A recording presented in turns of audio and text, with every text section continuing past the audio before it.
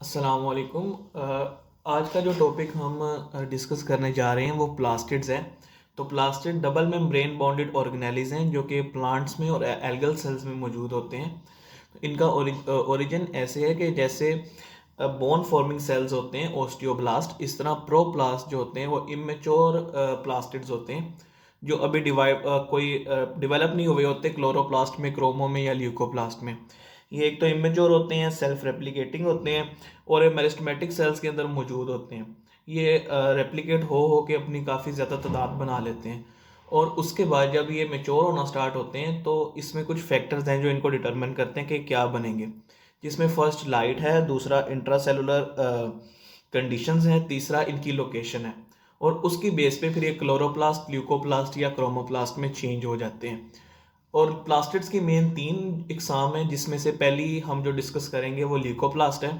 ये colourless organelle है जिसका मेन फंक्शन स्टोरेज है और ये ग्राउंड जो पोर्शंस होते हैं प्लांट के उसमें ज़्यादा होता है, लेकिन ये उसमें स्टेम में भी कुछ ना कुछ मौजूद होती है इसकी तादाद।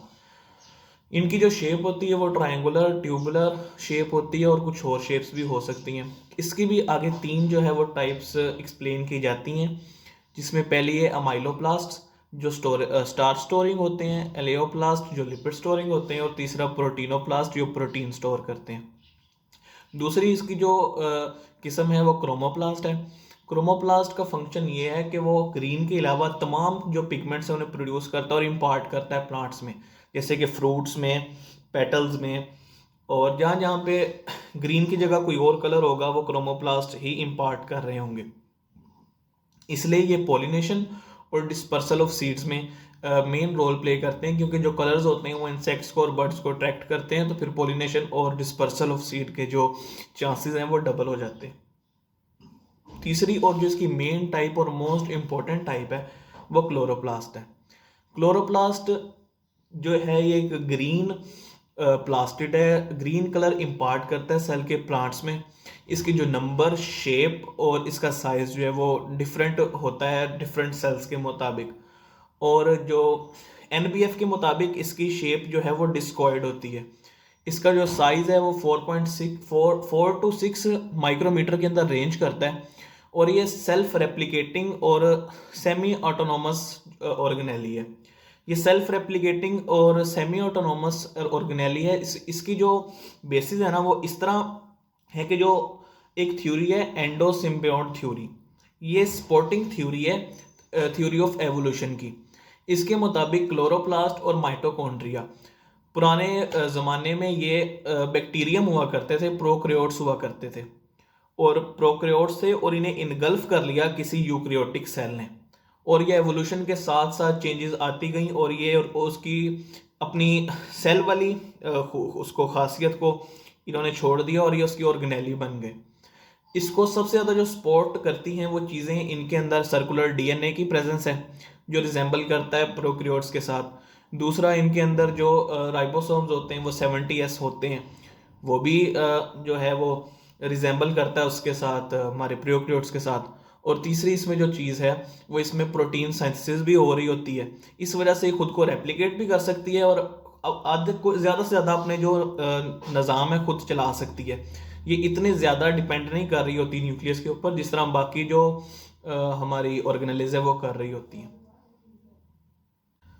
तो हम अब इसके स्ट्रक्चर की बात करते हैं। क्लोरोप्लास्ट के मेन 3 स्ट्रक्चर्स होते हैं, एक जो हम जिसको इन्वेलप कहते हैं, दूसरा थाइलाकॉइड कहते हैं और तीसरा स्ट्रोमा। जो इन्वेलप है ये 2 मेम्ब्रेन्स के ऊपर बेस कर रहा होता है। एक आउटर मेम्ब्रेन है जो कि परमिएबल है पार्टिकल्स के लिए, पोरोइन इसको एनबीएफ ने लिखा है अपनी बुक में, और दूसरा जो है ये जो इनर है ये सेमी परमिएबल है।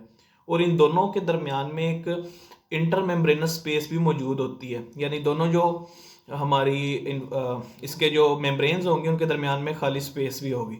दूसरा और मोस्ट इम्पॉर्टेंट जो इसका पार्ट है उसमें थाइलाकॉइड आता है, जिसकी भी 2 टाइप्स हैं। नेशनल बुक फाउंडेशन के मुताबिक इसकी 2 टाइप्स हैं, जिसमें एक स्मॉलर है और एक लार्जर थाइलाकॉइड है। जो स्मॉलर थाइलाकॉइड है वो ग्रेना बनाता है पाइलअप हो के, और जो लार्जर है वो इंटरग्रेना बनाता है। अब जो थाइलाकॉइड है वो स्मॉल थाइलाकॉइड जो है वो जब पाइलअप होता है तो वो ग्रेनम बनाता है। 25 to 50 थाइलाकॉइड्स एक पर ग्रेनम में मौजूद होते हैं। और जो इसकी सरफेस है ग्रेनम की या थाइलाकोइड की जो सरफेस है, इसके अंदर क्लोरोफिल मॉलिक्यूल जो है वो इम्बेड होते हैं अपनी टेल के साथ। और इसी वजह से जो ग्रेना है वो ग्रीन अपीयर होता है। ग्रेना ग्रीन अपीयर होता है, और जितनी फोटोसिंथेसिस हो रही होती है वो थाइलाकोइड के रीजन में ही हो रही होती है। वो जो फोटोफॉस्फोराइलेशन और जी स्कीम है वो भी इसके ऊपर ही हो रही होती है, जिसमें हमारे पास एटीपी बनते हैं और NADPH बनते हैं। एटीपी को हम कहते हैं एजिमुलेटिंग पावर, और NADPH को हम कहते हैं रिड्यूसिंग पावर। अब जो लाइट रिएक्शंस है वो इस जगह पे हो रहे होंगे, और लाइट रिएक्शंस में फोटोफॉस्फोराइलेशन में एक बहुत अहम जो है वो फंक्शन है केमियोस्मोसिस। केमियोस्मोसिस की वजह से ही एटीपी बन रहे होते हैं। अब जो केमियोस्मोसिस होती है वो होती है थाइलाकोइड के ऊपर। उसमें ये होता है कि जो थाइलाकोइड ल्यूमन की पीएच है ना वो 5 होती है, और जो स्ट्रोमा की पीएच है वो 10 होती है। अब पीएच का नंबर ऑफ हाइड्रोजन से इनवर्स रिलेशन है। जितनी पीएच कम होगी उतने हाइड्रोजन ज़्यादा होंगे, और जितनी आपकी पीएच ज़्यादा होगी उतने हाइड्रोजन कम होंगे। अब जब उसके अंदर ल्यूमेन के अंदर हाइड्रोजन ज़्यादा होते हैं तो वो अलोंग द ग्रेडियंट जो है वो स्ट्रोमा में आ जाते हैं। लेकिन फिर जो इलेक्ट्रॉन्स जो हमारे फोटोफॉस्फोराइलेशन के वक्त जी स्कीम में से गुजर रहे होते हैं, उनको जब हम वापस गुजारते हैं उसके साथ, उनकी एनर्जी की वजह से हम हाइड्रोजन्स को वापस ल्यूमेन के अंदर ट्रांसपोर्ट कर देते हैं एक्टिवली, और इस तरह वहाँ पे एक पोटेंशियल ग्रेडियंट बन जाता है, और जो पोटेंशियल होती है वो पोटेंशियल एनर्जी के तौर पे स्टोर हो जाती है। अब इसी जो थाइलाकोइड मेम्ब्रेन के अंदर एक एंजाइम होता है एटीपी साइंथेज, जब उसमें से वो हाइड्रोजन गुजरते हैं या प्रोटॉन जब वापस ल्यूमन में से स्ट्रोमा की तरफ आते हैं, तो उस वक्त जो है वो फिर उसकी इतनी एनर्जी होती है कि वहाँ पे केमियोस्मोसिस के जरिए हम एटीपी बना लेते हैं। ठीक हो गया। और इसमें जो ग्रेना है वो आपस में एक दूसरे से जुड़े होते हैं इंटरग्रेना के थ्रू, जो कि लार्जर थाइलाकोइड से बने होते हैं। इस पे किसी किस्म का क्लोरोफिल या पिगमेंट नहीं होते, तो ये नॉन ग्रीन पार्ट होते हैं।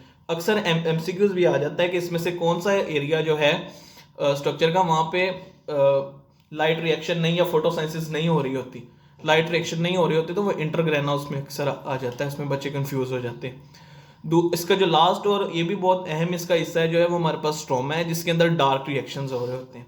अब डार्क रिएक्शंस कौन से हैं? डार्क रिएक्शंस केल्विन साइकिल है, जिसके अंदर हम कार्बन डाइऑक्साइड फिक्स करके ग्लूकोज बना रहे होते हैं, जिसमें कार्बन डाइऑक्साइड को रिड्यूस करके हम डार्क रिएक्शन में ग्लूकोज बना रहे होते हैं। और साथ साथ स्ट्रोमा में प्रोटीन साइंसिस भी हो रही होती है। प्रोटीन साइंसिस अब कैसे हो रही होती है? क्योंकि क्लोरोप्लास्ट के पास अपना सर्कुलर डीएनए मौजूद होता है, और इसके पास अपना राइबोसोम्स भी मौजूद होते हैं। तो डीएनए से आरएनए, और आरएनए से फिर प्रोटीन साइंसिस भी इसमें हो रही होती है। यानी जो सेंट्रल डोगमा एक सेल के अंदर हो रहा होता है वो सारा स्ट्रोमा के अंदर भी हो रहा होता है क्लोरोप्लास्ट की। क्यों? इसी वजह से ये सेल्फ रेप्लिकेटिंग और self autonomous semi autonomous structure है। अब इसका जो स्ट्रोमा है वो प्रोटीनेशियस सब्सटेंस है, मेजर पोर्शन इसका प्रोटीन होता है। और इसमें और क्या चीज़ें होती हैं? इसमें सर्कुलर डीएनए होता है जो रिजेंबल करता है प्रोकैरियोट्स के साथ। दूसरा इसके अंदर आरएनए, राइबोसोम 70S। चाहे यूक्रियोटिक सेल हो उसके अंदर जो क्लोरोप्लास्ट होगा उसके अंदर 70S राइबोसोम्स होंगे जो रिजेंबल करेंगे हमारे प्रोकैरियोट के साथ। दूसरी इसमें इंजाइम्स और कोएंजाइम्स होते हैं, क्योंकि प्रोटीन साइंसिस होनी होती है तो फिर इंजाइम और कोएंजाइम की ज़रूरत भी होती है। और जो स्ट्रोमा होता है वो मेजर पोर्शन और मेजर वॉल्यूम को कवर कर रहा होता है। अब अक्सर एमसीक्यूज आता है राइबोसोम से रिलेटेड कि यूक्रियोटिक सेल में कौन से राइबोसोम होते हैं, ATS, 70S, ATS and 70S और नॉन। तो उसका आंसर ATS और 70S होता है, क्योंकि साइटोप्लाज्म के अंदर ATS होते हैं और उसके क्लोरोप्लास्ट और माइटोकॉन्ड्रिया के अंदर 70S भी मौजूद होते हैं। अब जो इसमें एक चीज़ रह गई जो क्लोरोफिल है।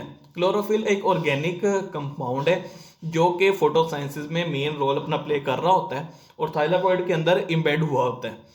अब अपनी टेल के साथ उसकी एक टेल होती है और साथ उसका पोरीफायरिन रिंग होता है और फाइटोल मेरा ख्याल इसकी टेल होती है। और इसका जो हेड होता है वो हेमोग्लोबिन के हीम पोर्शन से मैच कर रहा होता है। लेकिन फ़र्क ये होता है कि इसके अंदर जो उसके हेड के अंदर जो एटम होता है वो मैग्नीशियम का होता है, जिसके साथ रिंग्स जुड़ी होती हैं, नाइट्रोजनस रिंग्स। और जो हेमोग्लोबिन का होता है उसके अंदर आयरन होता है। तो होप्स हो कि आपको लेक्चर में काफ़ी चीज़ें क्लियर हो गई होंगी। और इसमें एक चीज़ ये रह गई कि जो हमने एक अपर कॉर्नर में हमने एक डायग्राम बनाई हुई है जिसमें हमने इसके अंदर होने वाले तमाम फंक्शंस को शो किया हुआ है कि लाइट रिएक्शंस के अंदर एटीपी और NADPH एजिमुलेटिंग पावर और रिड्यूसिंग पावर बन रही है, और उसके साथ डार्क रिएक्शंस में केल्विन साइकिल हो रहा है जिसके अंदर ये दोनों यूज होके कार्बन डाइऑक्साइड को फिक्स करके CH2O यानी शुगर एक ट्रायोस बना रही है। और जब लाइट चल रही है तो उसमें फोटोलाइसिस होती है, वाटर को तोड़ के उसमें से इलेक्ट्रॉन्स लिए जाते हैं, उस वजह से फिर दो नेसेंट ऑक्सीजन मिलके एक ऑक्सीजन मॉलिक्यूल बनाती है जो हम जिसमें सांस लेते हैं। और ये इसका टोटल जी फंक्शन है। तो इंशाल्लाह मुलाकात होगी एक लेक्चर में। अस्सलाम वालेकुम।